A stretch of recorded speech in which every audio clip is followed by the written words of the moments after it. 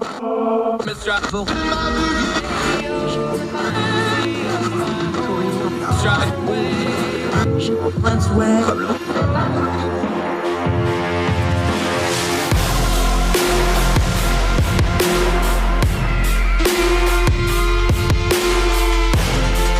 your host, Andrew Donaldson. This is Heard Tell. Welcome back to Heard Tell. I'm Andrew Donaldson. Thank you so much for giving us the most precious thing you have, your time. Let's talk about one of those things you shouldn't waste your time on. You may have heard tell that the Italians have themselves a new leader. Giorgia Meloni has been elected over there, and our social media and news media has collectively lost their minds over it. They're using a lot of comparisons. They're using a lot of analogies. Can we just stop for a second? We talk about turning down the noise a lot on this, so let's just all be grown folk adult right now. With very few exceptions, I'm going to broad brush this and say all of us. I know there'll be a few exceptions. You, yes, you, I'm talking to you, don't know anything about Italian politics, so just stop pretending that you do. I don't either. None of us do. We're trying to slam our stuff into what's going on in Italy. Please stop it.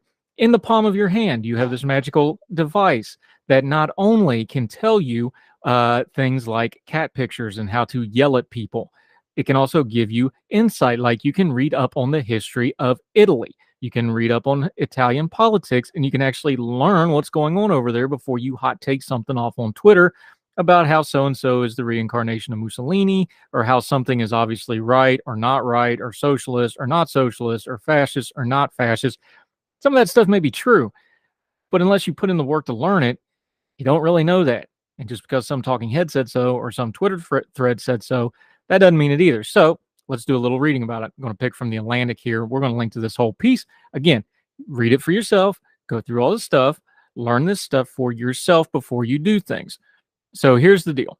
From the Atlantic, the Italian Constitution, which came into force in 1948, is resolutely anti-fascist. That's because Mussolini and the fascists that drugged them into World War II, Il Deuce. It's a mess. You need to go read it if you didn't learn about it in school. The country's political culture has never made a clean break with its extremist past. For a German gas station to sell items that commemorated Adolf Hitler would be shocking, but in Italy, the sight of Mussolini memorabilia is not that unusual. Similarly, mainstream German political parties shun the far-right extremists, such as the Alternative for Germany. In Italy, parties with roots in fascism has long been accepted as part of the political scene. Even so, Sunday's electoral success of Giorgia Meloni and her party, the Brothers of Italy, that's the name of the party, is unprecedented. It marks the first time in Italy's post-war history that a party with fascist roots has won the most votes in a national election. Meloni, who received just over a quarter of the votes cast, now very likely to become the prime minister at the head of the far-right coalition with the League, that's Matteo Salvini, and Forza Italia, which is Silvio Berlusconi, former prime minister. How will the new government change Italy, and how much damage could it do? Italian history gives reasons to worry a little bit. Brothers of Italy descended from the Italian Socialist Movement, or the MSI, which was founded in the aftermath of World War II by fascist politicians who had played a significant role in the Republic of Salo, the pro-Nazi puppet regime, in the northern half of Italy after the Allies invaded Sicily in 1943. Meloni's party has as its symbol a green, white, and red flame, which many regard as intended in its original design to express enduring loyalty to Mussolini. Meloni herself, who has led the Brothers of Italy since 2014, grew up in Garbatella, a working-class neighborhood of Rome. By the way, I'm a hillbilly, so if I'm slaughtering any of these Italian names, I do apologize. Today, she regularly inveighs against immigrants, and the gay rights movement has made common cause internationally with the far-right parties and liberal leaders, such as Hungary's Viktor Orban. In June, she spoke at a campaign event for Vox, the rightist party in Spain, not the publication. In June, she also campaigned in the righty party of Spain. 530 years ago, the capitulation of Granada put an end to the Reconquista. Andalusia turned Spanish, and Europe became Christian, she said. That's a direct quote. Today, the secularism of the left and radical Islam threaten our roots. That's another direct quote. Compromise with such opponents is unthinkable. Parties of the right, such as Vox and Brothers of Italy, she said, need to stay clear and say a clear no to the LGBT lobby. That's a direct quote from her. To gender ideologies, another direct quote. And to mass immigration. The prospect that a far-right party with fascist roots may soon lead Italy has understandably spooked international observers. Part of the reason that Maloney has, to an extent, distanced herself from her party's past. She has declared that fascism is history and suspended members who persisted in praising fascist leaders. Maloney has also sought to demonstrate that she would prove a reliable partner to Italy's European and Northern American allies. She has, for example, moderated the party's criticism of the European Union, emphasizing that she wants the country to stay in the Eurozone.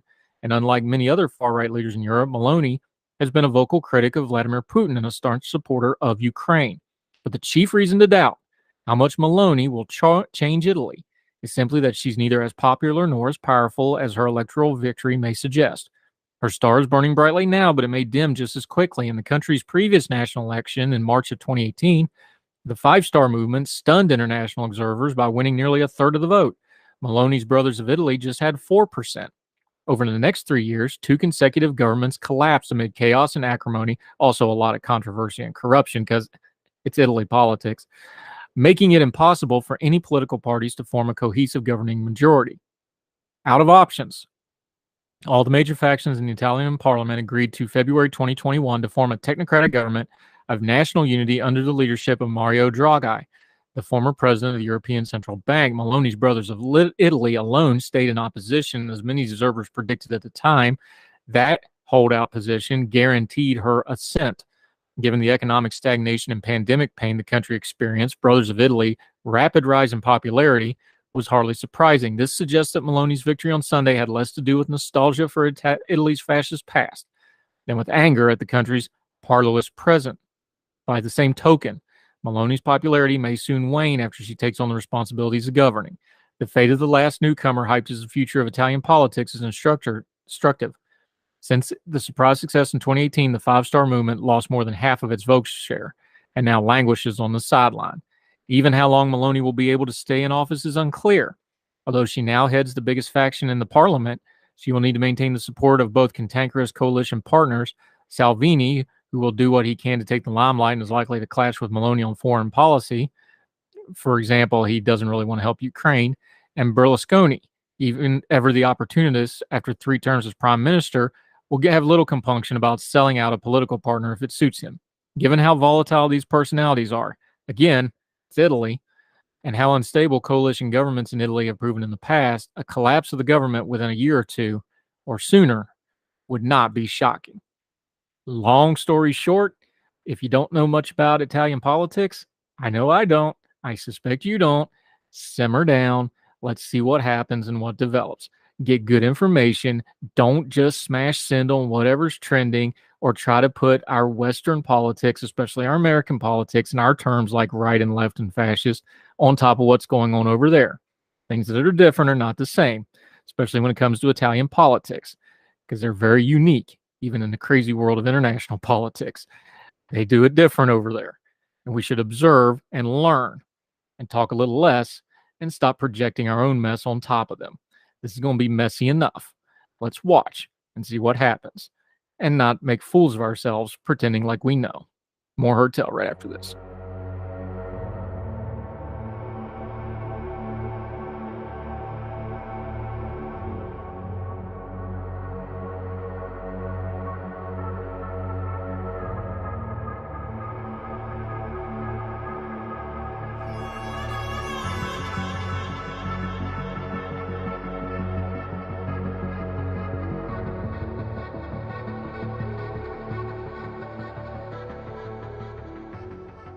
Welcome back to Heard Tell. I want to just touch on this briefly because it's something that gets talked about and everybody kind of knows it, but I don't think it gets highlighted the way it does. How much immigration is an issue in this election? Tweet from our friend Eric Garcia, who's on this program frequently. He's the congressional reporter for The Independent. And he's talking about a poll out in the Texas governor race where Greg Abbott maintains a healthy lead over Beto O'Rourke going into their first debate. He's got about a 7-point lead right now. Eric made this observation. He said, Abbott has made the calculation that immigration matters more to Texans than abortion, and so far it looks like that has been a correct assumption. I want to expand on this for a little bit because some folks and some of our progressive friends talk about why immigration is such an issue, and they're a little confounded by it. Let me give you an example. Ted Budd is running for the Senate seat in the state of North Carolina. He's running against Sherry Beasley, former Supreme Court justice in the state. He's probably the favorite in that race. I interviewed him during the primaries about a week before they went to the office for Big Talker Radio. That's our affiliate that this program goes out on as well. They do great work. Make sure you follow them. You can also get our show there on their app. But I interviewed him for the Big Talker. The day I interviewed him, something very interesting happened. He was touring North Carolina with an official from the Border Patrol Union. Now, why is a Border Patrol Union guy campaigning in North Carolina with a North Carolina Senate? Because even in North Carolina, immigration to the GOP is one of the top issues, even though it's not a border state. That shows you how important this is for fundraising, for the base, for attention in the media, and for their own political calculations, because they don't do that randomly. They do surveys. They know what people want to talk about. Immigration is a big, big topic. That's why you keep seeing it on the news. That's why you see things like what Abbott and Ron DeSantis, the governor of Florida, did with their immigration stunts. This is working for their base. It works for people that are running for office. And for a senatorial candidate in North Carolina to stop his own media interview and hand the phone to the Border Patrol guy to give his talking points about the Border Patrol, and then I've got to scramble on air to get him to give the phone back to the guy we actually wanted to talk to, that's how important it was. That's calculated.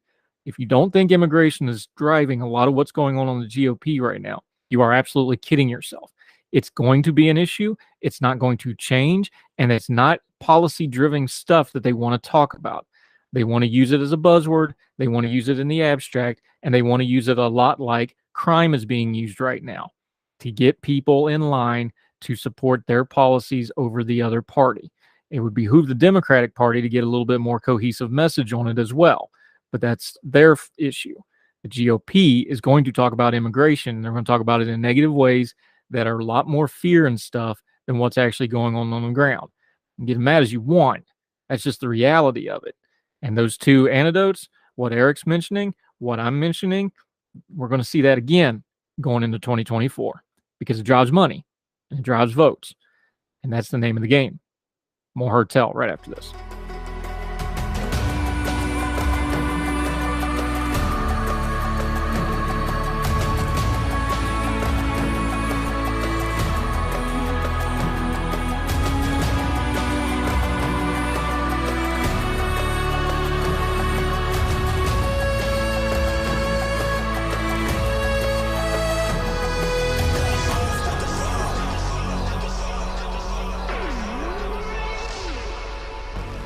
Welcome back to Heard Tell. Okay, been a minute since we had him on, but he is a good friend of ours. We love talking to him. He's at the Dispatch. He's an associate editor there. You've seen him write in a lot of other places as well. Good guy. Andrew Egger, how are you, sir? Good to see you again. Hey, I'm doing well. How are you today? Good to be with you. Let's go way out west, even though we're both on the East Coast. A lot of interesting stuff going on in Arizona. I want to start with it on this, and we're going to be working off your piece in the Dispatch. We will be linking to this. Read the whole thing for yourself, like we always says. The Mark Kelly, Blake Masters Arizona race has gotten really interesting for a lot of the wrong reasons. I want to start here, though, because you cover this stuff. You report on it. Somebody told me a long time ago when I started doing media, they're like, look, when it comes to political races, the writers always want to talk about the horse race. The experts always watch the money. You're watching the money in this race. You're seeing a trend in the money, and the money's coming back to a lot of the power struggle going on in D.C. right now. Yeah, well, the money has been, as far as this particular race is concerned, maybe the most interesting story in recent weeks on the Republican side, because what we've seen is a little bit of a standoff, a little bit of a game of chicken between Mitch McConnell, Senate Minority Leader Mitch McConnell, who basically his job at this point in the midterms is just getting as many Republican Senate candidates over the finish line as he possibly can, to whatever extent he has the ability to influence that with his own PAC money. And a relative newcomer to these sorts of funding games, who is billionaire Peter Thiel, who jumped in a major way in the Republican primaries in a couple of states to elevate candidates who he knew personally and who represented a kind of sort of disruptive brand of Republican politics that he endorsed. And those two candidates were in Ohio, J.D. Vance, and in Arizona, Blake Masters, both just sort of former mentees of Peter Thiel's personally. In Ohio, Vance is not doing as well as you might expect the median Republican to do, but he's still favored to win. It's a very red state.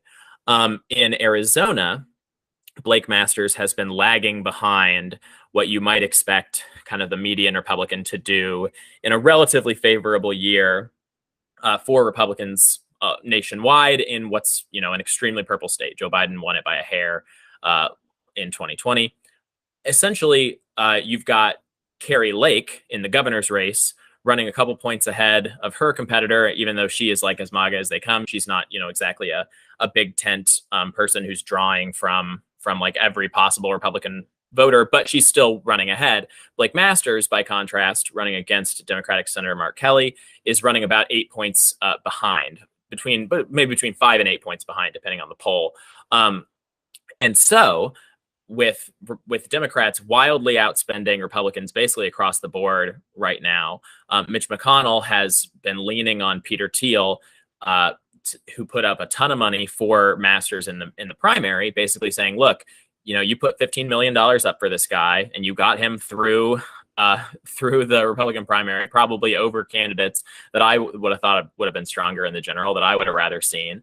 The least you can do is just keep that money spigot turned on for now. Let me spend my kind of limited quantity of dollars on some of these other races around the country, such as in Ohio, such as in New Hampshire, Nevada, and just take this one off my plate. Thiel, at least in kind of public reporting, he hasn't said anything publicly, but you get kind of the sources close to Thiel say, in the Washington Post or whatever, basically sees his own mission as not being to help Mitch McConnell retake the Senate. He's like, look, I got my guy through the Republican primaries. I feel like my job's done, and he doesn't want to kick in a bunch more money. So what you've seen is this standoff, and it really came to a head last week because McConnell finally basically just said, okay, look, like maybe you're going to spend, maybe you're not going to spend, but I feel like my dollars can be better used elsewhere. And he pulled his super PAC, the Senate Leadership Fund, pulled all of its spending out of Arizona, which they had initially allotted about $16 million for outside spending there in this race. They had previously cut that by about half at the end of August, and then last week basically said, it's all gone. You're on your own. If other outside groups want to come in, they're welcome to do that. And basically said, Peter Thiel, if you want to come in and try to rescue your guy, you can do that. But we're taking our business elsewhere. Now, this didn't happen in a vacuum. It happened in a sequence. Andrew Egger from the Dispatch joining us.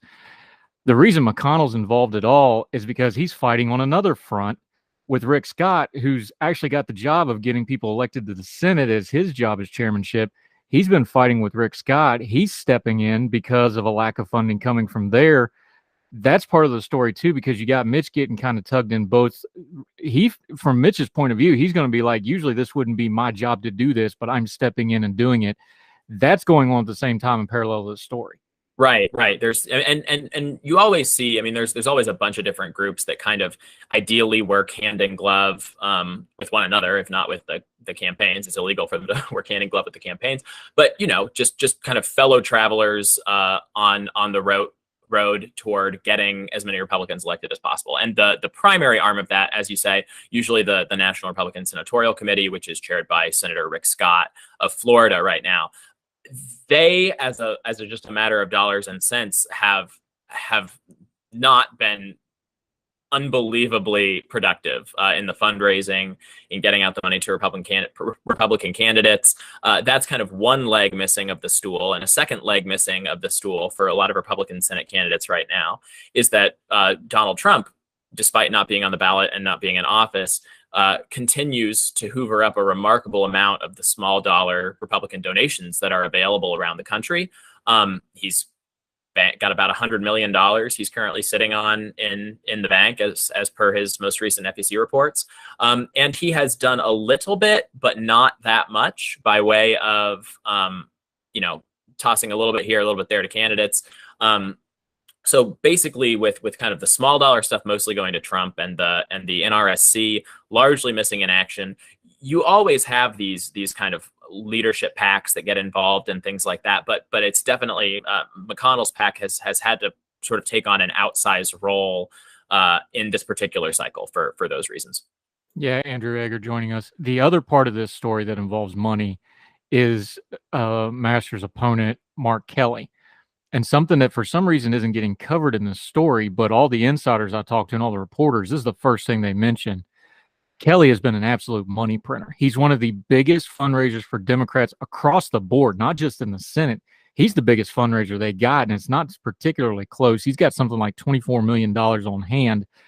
That's also part of this because it really threw it into sharp relief of, holy cow, this guy, look, he's an astronaut. He's managed to moderate, although he's, fairly mainline progressive in his voting record. He projects pretty moderately. He's not a big social media guy. He's not a big in front of the microphone guy. I think he's running a smart campaign. He's got a ton of money. And you know this because you're a reporter. Where money really does matter is ad buys when you have opposition research against your opponent in a major market. Hello, Phoenix. And Masters has a lot of oppo research. That money difference is the other part of this folks need to pay attention to, isn't it? Because it's massive. Right. Yeah. And when you're talking kind of internal versus external money, when you're talking the money the campaigns themselves have versus, kind of the air support that can get dropped in nationally, all this stuff we've been talking about is that national external support. But it is by far the biggest gap in any close Senate race this year. I mean, there's always incumbents always come in with a pretty remarkable, almost always come in with a pretty remarkable cash advantage over their non-incumbent challengers. But this one is special. During the summer reporting FEC cycle, as you mentioned, Masters had something, Kelly had something like $25 million in cash on hand. Blake Masters has had something like 1.6 million. I mean, it was truly, like 12 to 1, basically. And that has not significantly changed. I've heard from sources close to Blake Masters' campaign that they are having their best fundraising quarter so far, which you would certainly hope so. But just as far as the actual kind of spend on the ground, they're not booking ads. I mean, Blake Masters doesn't currently have TV ad buys slated between now and the midterms for his campaign period, which is just remarkable for a top level swing seat Senate race. He's basically he's relied almost entirely on outside spending to get him this far, which formerly was coming almost entirely from Peter Thiel. And now Thiel is out and McConnell is out, and he's having to basically piece together, the only things that are getting spent in the state on his behalf are coming from, say, like $5 million here from the PAC arm of Heritage Action for America, the campaign's arm of the Heritage Foundation. Little money coming in from the PAC that was Thiel's PAC before, although it's not Thiel's money. A little bit coming in from the Susan B. Anthony pro-life groups, but it's all basically, it's chump change compared to what McConnell had slated before. And you really do see, I don't know if the rats fleeing a sinking ship is the right analogy exactly, but it is kind of an astonishing spending gap, especially when you consider that Kelly is also already polling a number of points up. Yeah, Andrew Egger joining us. And the other part of this, you just mentioned it. I have my own caveat on that.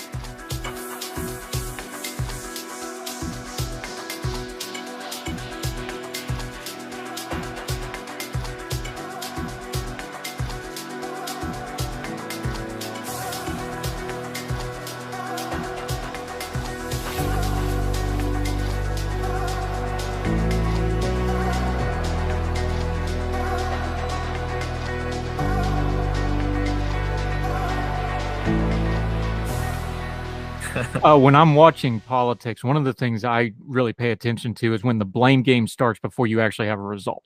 That's usually a telltale sign. I think a lot of this McConnell Thiel stuff and the master stuff and the MAGA stuff, and we're going to talk about Trump in a minute, that part of it too. I think a lot of this is actually the blame game setting up, because part of the looming shadow of this race is Arizona is rapidly changing. It's going purple. It's a diversifying state. The demographics are changing. And we're going to do this again basically in 2 years, which basically means in about a year, we're going to do this all over again because they're going to primary cinema. And that's going to be another hotly contested race. I think it's not only a blame game. I think we got a lot of positioning going on in Arizona for what's getting ready to happen when they think they might have an easy pickup, because they're going to primary cinema. That's going to happen. And we're going to do this all over again in 6 months, a year, if not sooner. Right. No, you're absolutely right about that. And I think that a big part of this is that Blake Masters going in was kind of a trial balloon candidate for a specific kind of political coalition, a coalition maybe that exists more online than anything else. I mean, he's supposed to be one of these guys who is quote unquote based, you know, I still don't know what that means. Maybe I'm uncool. Can basically. you explain it to me? Because Well, everybody seems to have a different definition. It's like my kid saying slay. Yeah, she says slay. I don't know what it means, but based. In Masters' case, it essentially is just supposed to mean that he is more aligned with the kind of very online new right, somewhat like J.D. Vance, more willing to kind of use the levers of state power to accomplish right-wing ends, less committed to sort of setting up and establishing a sort of value-neutral liberal sphere of lawmaking, sort of as a backdrop for political struggles to play out against, a lot more skeptical of foreign intervention, a lot more skeptical of big tech, more and big tech probably as the primary avenue in which they're more comfortable using what more classical conservatives would see as kind of unacceptably strong arm tactics, interfering with markets to basically break the political power of companies like Google and Facebook and Twitter. So he's sort of seen as being at the vanguard of a lot of that stuff, even though obviously in a lot of times perception and reality don't necessarily line up. But because there's a big political coalition online that wants to see a lot more candidates like Masters, it is not a good thing for Masters just to kind of like go up in smoke under his own power, which to be fair, I mean, to be fair to that coalition, it's not like Masters has run a super tight race and worked super hard and is now coming up short. I mean, these things like the fundraising and some of the kind of policy headaches that he's caused for himself seem to have a lot more to do with just kind of like being a political rookie than they do with any particular, political coalition that he represents. He's just, I mean, he didn't seem to think he would need to raise his own money coming into the race and pound the pavement and do that. And now that's coming back to bite him. But obviously, since he is sort of a figurehead of this kind of movement, you've already seen a lot of these people, a lot of these kind of new right, more MAGA type guys setting up this move of McConnell to pull away as like the thing that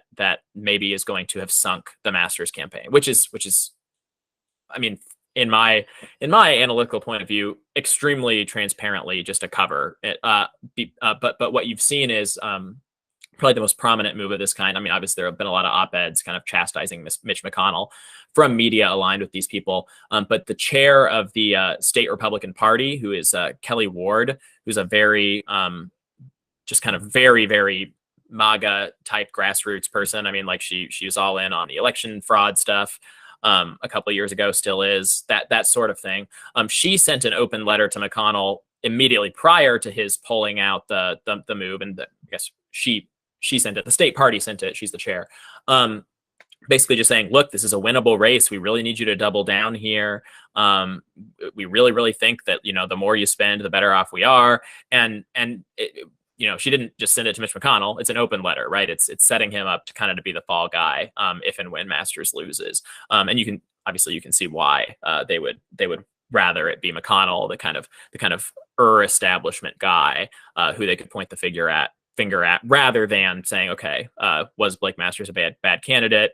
Is this sort of campaign a non-starter in a swing state? That sort of thing. Yeah, and for those of you that are uninitiated, go back a couple years. Kelly Ward does not like Mitch McConnell at all, and she's very public, and there's a lot of video on it if you want to look it up yourself. We're continuing our conversation with Andrew Egger of the Dispatch. Does great work. Okay, the looming thing in every single race on the Republican side is, what's Donald Trump doing?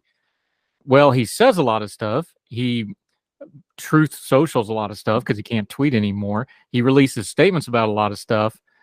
But what do we start with our conversation? Following the money usually tells us a lot about these campaigns. He's not spending a lot of money on these races, even ones like this where it looks like he's got a candidate of his choice in a spot to actually make a difference. Right. So the big question here, and this is a development even since I wrote the piece we've been talking about, it is not necessarily such such a slam dunk that Donald Trump isn't spending anymore. There was a piece of news over the weekend that his campaign or at least advisors close to him, again, not the campaign, have been setting up a new super PAC that in theory they could use to funnel a lot more money into these midterms. I mean, you can stand these things up pretty quickly. The campaign could put money into the PAC, and then the PAC could be used, to help out guys like Masters. And you have actually, I mean, Mitch McConnell spoke approvingly about this. We don't yet know what that's going to look like, whether it's a flash in the pan, whether it's like real money, whether he's really going to like put a lot behind this to prop up guys like Masters. Masters is endorsed by Trump. A lot of these guys in these swing states won their primaries largely on the back of a Trump endorsement. So it would seem like it would make a lot of sense, unless he makes the analytical assumption that Masters is so far underwater that he's better off trying to shore up his guys elsewhere. But in theory, this is the other reason why McConnell might have pulled out of the Masters race, not because he necessarily sees it as a lost cause, but just to really put the pressure on both Thiel and Trump to hopefully get more involved. So I think Mitch McConnell would certainly breathe a sigh of relief to see any more money flowing into his guys' races, even down in places where he is no longer spending himself. Yeah, we'll keep an eye on that because Trump's got a lot of other expenses, i.e. legal expenses coming on that you can differ the numbers and get campaign cash to that in certain ways. I suspect that's probably what he's doing there. That's basically, the legal step is basically the only thing he's been spending money on out of his $100 million in the bank for the past several months. And to be fair, he's got good reason to want to hoard some money for legal things coming up from the look of things. Let's talk about these candidates for a second. You mentioned Peter Thiel's two candidates are Blake Masters and J.D. Vance. J.D. Vance, and this isn't my opinion, this is sourced, has consistently refused to get any kind of outside help, whether it was conservative help, MAGA help. The Libertarians, I know for a fact, reached out. I talked to them about it. He's refused any outside help at all, and it shows. Now, Ohio's red enough. He may get away with it and slide through anyway. Herschel Walker down in Georgia started out kind of a disaster. 6-7 weeks ago, he accepted outside help. They got some campaign folks in there. His numbers are coming back up. He's doing smart stuff now, like downplaying his poll. That's strategy stuff. He didn't just come out and say that. He got some help. It's not just the money. You actually have to run a campaign too. The money's one thing, but do you see Blake Masters getting any offers or any help from the outside whatsoever to try to turn this around at this late hour? Because if they're not going to give him money, if there's no money, there's none of those same consultants that are bailing out Herschel Walker and those folks going to come running because you ain't going to be paying them. Right. Yeah, they have had some staff turnover, and I'm not incredibly well versed on the details of how it all went down. I mean, his campaign manager either quit or was fired a month ago or something like that. But yeah, I mean, it's the basic problem that you identify. I mean, there are better places to go if you are like a crack operative than the Blake Masters campaign in Arizona. I mean, they're basically keeping the lights on and that's it as far as their internal money is concerned. So yeah, it's a real problem. I have not heard anything about kind of a rescue team coming in for Blake Masters.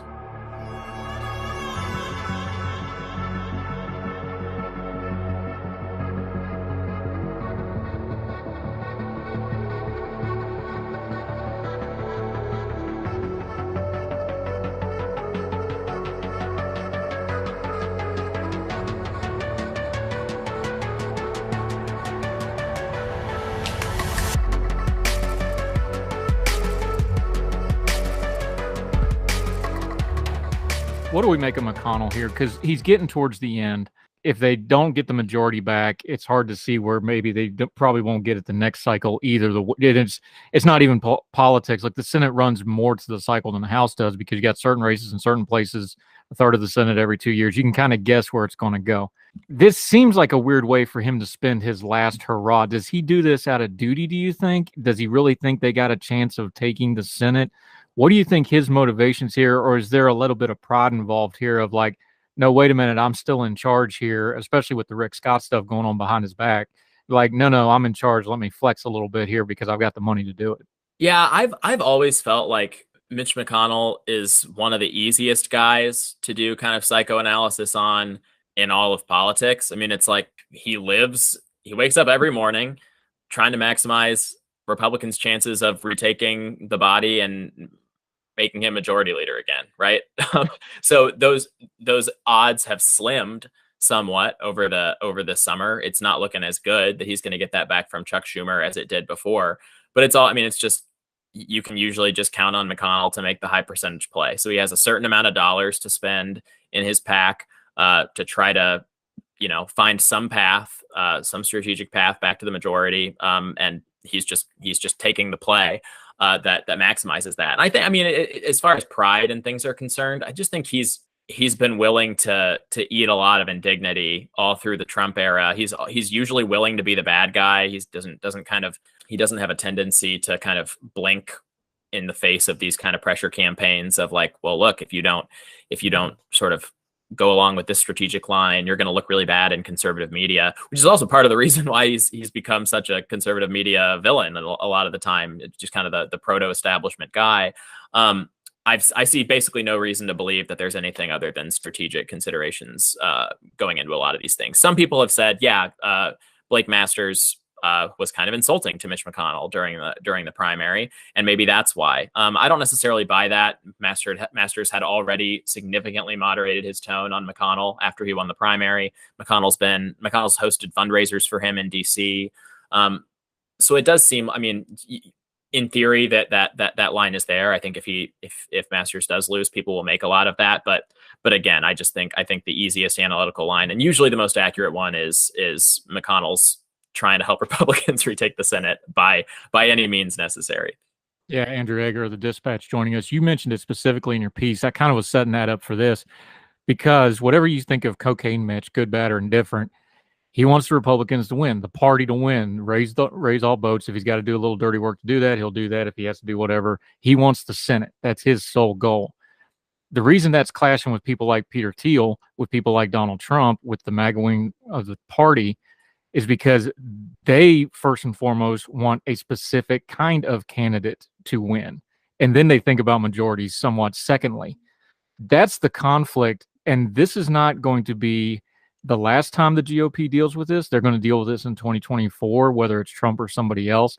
This is ingrained into the GOP dynamic right now, isn't it? This insider, outsider, the old guard that understands that you got to legislate, folks that want a specific kind of purity candidates. This isn't going away anytime soon, is it? No, definitely. I mean, you're absolutely right. And I think that, McConnell is too good of a kind of heel for the MAGA people for them to stop going after him. And there's really no downside to it because at the end of the day, he doesn't really punch back. I mean, if Donald Trump becomes president again, Mitch McConnell is going to be his most valuable ally again. And that's just kind of full stop in terms of getting the things passed that he wants to get passed. So I think we are likely to continue to see this exact same kind of one dynamic in the actual in the actual power centers of Washington, and another dynamic completely playing out in Trump's statements and MAGA Twitter and conservative media, basically up until the point when either Donald Trump or Mitch McConnell, their meal ticket runs out and they step away. Yeah, I'm not taking the over-under on which one of them gets out of politics first because it's basically going to be one of them is going to have to pass away, I'm afraid. That's the only reason either one of those are going to give it up. Well, McConnell doesn't have term limits, so that helps. But once more and done at best for Trump, right? You'd think so, but look, they call Mitch the turtle for a reason, and it is a backhanded compliment.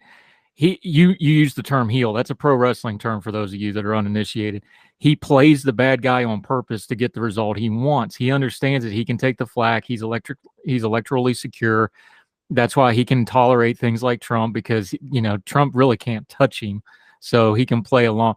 That's very much ingrained in who Mitch McConnell is. So, yeah, Blake Masters can absolutely trash him in the primary and then turn around and ask him for help, and he's going to eat it and go do it because he thinks when they lose Mitch McConnell in the GOP and the Senate, I don't think the GOP and especially maybe the MAGA wing realize the lightning rod that they're losing. He's umbrellaed a lot of crap off of the GOP over the years. He's gotten a lot of stuff done. Whether you like him or not, he's effective. Like, it was shocking when Schumer got one over on him on Bill Back Mansion. That's how good he is that it surprised people, right? I don't think people realize when Mitch steps off the scene what a void that's going to leave in the GOP in Washington and how they actually get stuff done, is it? Well, it's hard to imagine who the next one up would be. I mean, it's impossible for me to imagine Johns don't Rick impress Scott. You? Well, the Johns more so than Scott, I think. And I think, yeah. I mean, Cornyn could do it. Doom could do it. I have no idea what they'd look like, because I haven't talked to anybody close to any of the three of them about what that would look like. But yeah, I mean, I haven't covered other majority leaders than him and Schumer. He's been around a while, but I mean, I think you're exactly right with the lightning rod analogy. That's been the big, just taking the pressure off of individual members as far as like hard votes is concerned. Letting that is one of the biggest differences between Trump and McConnell as far as the actual act of legislation is concerned, is that McConnell, as long as he had the votes to pass something, was always more than happy to bless individual senators who needed to peel off for this or that or the other ideological reason. Whereas Trump, every vote that he cared about was a purity test, where he kind of dared everybody in both houses to cross him at their peril, and it was, just two very different styles, one of which is more conducive to having more Republicans in office in the long run than the other. Yeah, it's going to be interesting to watch. Andrew Egger of the Dispatch. Big doings at the Dispatch. You are moving over. You're going back to a website-based thing. You got some big names coming in lately. Let folks know what's going on over at the Dispatch, where you've been working, where I've been reading. It's a daily read for me. I'm subscribed to it. But let folks know, because y'all got some big doings going on over there. Yeah, it's been fun. So the couple names we've hired recently: Kevin Williamson over from National Review, Alla Pundit, who we now have to refer to as Nick Catogio. I actually don't know how you pronounce his last name. It's hard not to just say Alla Pundit over from Hot Air. It's been concerning. They both came in and started writing a lot very quickly, and kind of, I think, put the pressure on everybody else to up our own output. But those have been great. Got to meet Kevin at a staff retreat we had a week or two ago. Have yet to actually meet Nick, aka Alla Pundit, but looking forward to that as well. And then we are officially in the next couple of months here saying farewell to Substack, where we have lived since we launched in 2019. They've been a useful platform for us to grow, but I think the consensus is that we have kind of outgrown them, and that they are they're basically just, it was our partnership with them was kind of a trial balloon to be like, could you run like a full company through this product, as opposed to what they had kind of initially set themselves up for, which is like individual writers with their newsletters. And I think that as we got larger, for a very small editorial company, maybe the answer is yes. For a small to medium sized one, increasingly no, just in terms of the amount of control we had over our own back end and things like that. But hopefully that part will not actually be a big deal to anybody, because we're trying to make it as kind of seamless, and it's not going to be a big splashy not a lot of new bells and whistles on the new site or anything like that. But hopefully it'll still be a good experience for people on the other side. Yeah, and Alla Pundit, I'm not even going to try to call him Nick. It's just going to be too weird. He's one of the few writers, agree or disagree, and I didn't always agree with him. He's one of the few writers, like when something broke, I was like, I want to know what Alla Pundit thinks about it. He's that good. For folks that have never read him, left, right, or center, he's one of those I tell my progressive friends, like, you need to read this guy. Like, he's one of the guys, he's basically been a daily read for years for me. So I was very excited for you guys to get him. Yeah, and if something breaks, I mean, odds are he has written about it. I mean, unbelievably prolific output, but like really thoughtful. I mean, it's not he's just kind of firing off half-baked takes. It's always very the kind of like the intersection of high quality and high quantity. I don't know that I've seen anything like it before. Yeah, and Williamson is the combustible element. He goes there. He has a unique writing style that you got to read it, whether you hate read it or love read it. You got to read it because of the way he writes. So we'll be watching with success. Andrew Eggers, always thrilled to have you. Let folks know where your social media is till we get you back on Heard Tell again. It will not be as long as last time, my friend, because we're going to have a very busy fall, I think. All right. Yeah. Find me on Twitter, EggerDC. Find me at thedispatch.com, where I have my writing up pretty frequently, edit the morning newsletter. Come say hi. Yep, fantastic stuff. Andrew Egger, thank you so much for your time, sir. Thank you.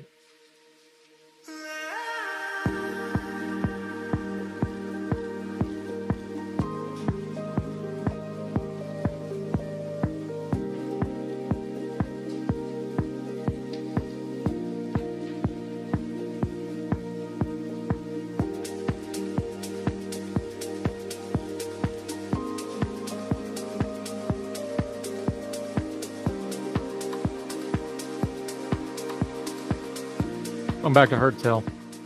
A lot of heavy stuff. Let's do something light.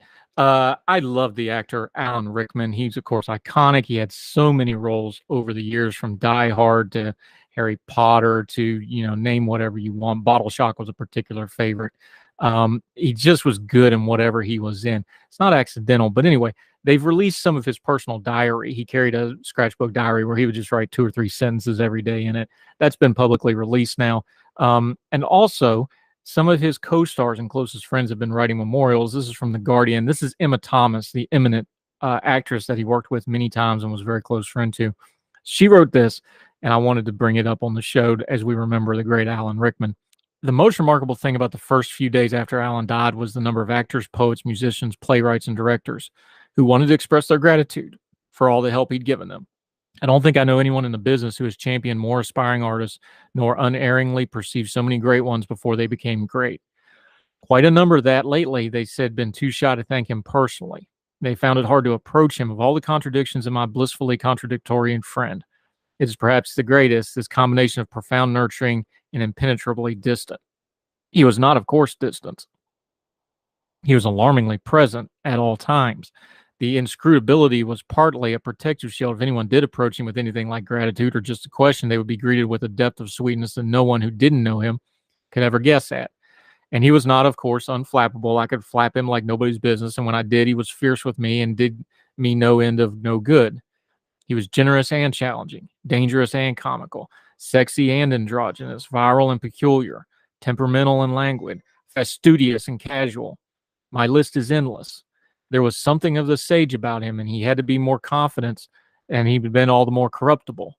He could probably have started his own religion, which is funny because he played the angel like God in Dogma, and that was another one of my favorite roles. But back to Emma Thompson.